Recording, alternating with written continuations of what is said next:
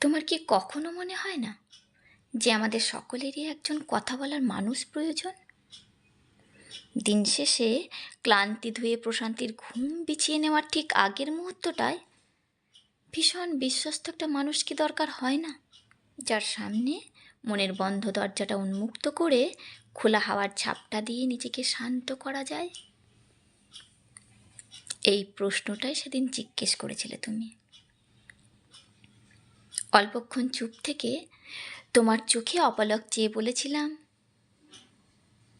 কথা বলার মানুষ তো সবাই খোঁজে, অপরকে বুঝতে না চেয়ে নিজেকে বোঝানোর জন্য তো ব্যস্ত সবাই হয়। শব্দ আর অক্ষরে অনুভূতি ব্যাখ্যা করার জন্য মনের সন্ধান সকলেই করে,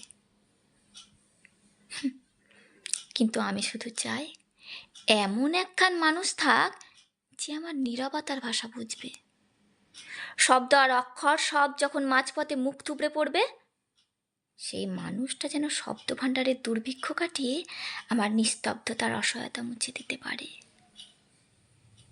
দিন শেষে আমার এমন একজন মানুষ থাক, সাজানো হাসির পাহাড় ছড়িয়ে ভালো আছি বলার পরেও যে মানুষটা কাছে এসে আলতো করে ছুঁয়ে ভরসা মিলিয়ে বলবে, এই তো আমি।